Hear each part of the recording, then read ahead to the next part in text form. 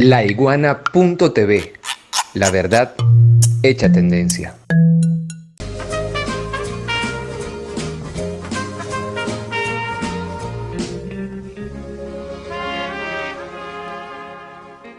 Entonces, ¿cuál es el segundo cuento que te echan? Te dicen, bueno, sí, creciste, pero solamente produces petróleo. Entonces, como lo que has hecho es producir petróleo en ese país, no todo el mundo trabaja, solo los que producen petróleo, y entonces por eso el resto es flojo y es vago, etc. Y cuando volvemos otra vez a los datos, nos damos cuenta que la producción del total de la producción económica, del PIB, el 85% en promedio es producción no petrolera y el 15% es producción petrolera, o sea, es PIB petrolero.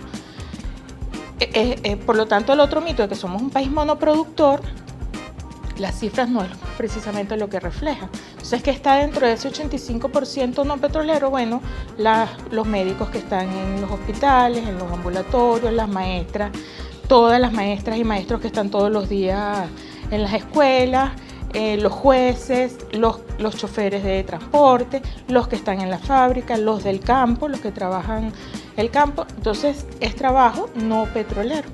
Y allí, bueno, de eso se deriva una cantidad de mitos que no son cuentos inocentes. Son cuentos que detrás tienen una intención, esconder lo que realmente está pasando. ¿Y qué es lo que está pasando? Bueno, está pasando que es una economía que ha crecido 14.700%, que ha generado desde 1976 que se nacionalizó la industria petrolera 1.4 billones de dólares, o sea, 1.4 millones de dólares es lo que ha ingresado por exportaciones petroleras. Y entonces la pregunta es, si hemos crecido 14.000% con el esfuerzo y el trabajo, hemos generado 1.4 billones de dólares, ¿dónde está esa nueva riqueza que generamos y dónde están esas divisas que ingresaron? Porque las generamos todas y todos los venezolanos. Entonces, ¿cómo lo tratan de cubrir? Bueno, pero es que tú no produces, es solo petróleo que exportas y además vulnerables a las condiciones, a los precios, etc. Y bueno, allí viene lo clave y es un poco también lo que mostramos en el libro,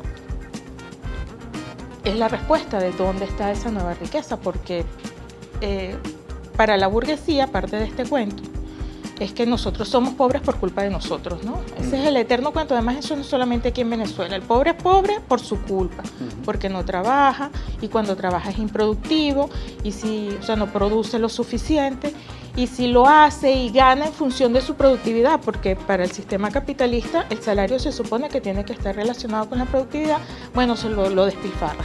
Ese es el cuento, ¿no? Entonces somos bonchones, somos etcétera. Entonces la culpa es nuestra de ser pobre, pero entonces cuando vamos a ver hay un problema de distribución. O sea, cómo estamos históricamente distribuyendo la riqueza que estamos generando. Y aquí, en cuanto a la distribución, pues digamos hay como dos grandes mecanismos. Esa distribución de las divisas, por exportación de petróleo, quién se ha apropiado de las divisas, y entonces uno empieza a ver, no, ya va, la renta, yo no soy la que está viviendo la renta, ni la mayoría de los trabajadores clase asalariada, porque de esos 1.4 billones de dólares, según datos del Banco Central, 695.000 millones de dólares fueron asignados al sector privado.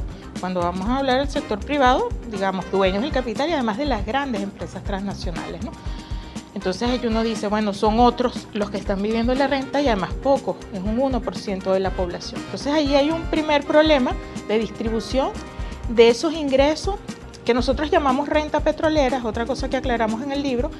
No es renta como tal, pasa por un proceso productivo, sacar petróleo, refinarlo y venderlo es un proceso productivo. Esos ingresos por concepto de petróleo pues se están distribuyendo de manera desigual.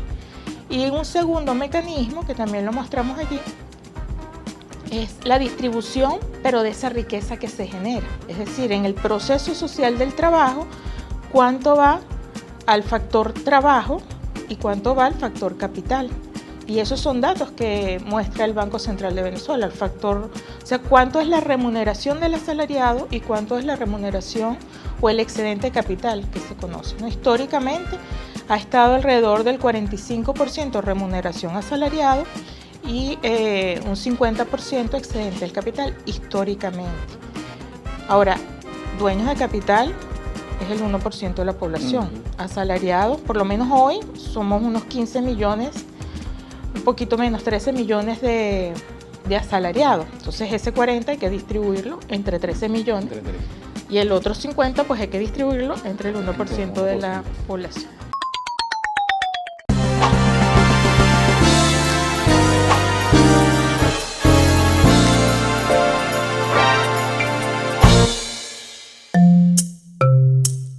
Laiguana.tv. La verdad hecha tendencia.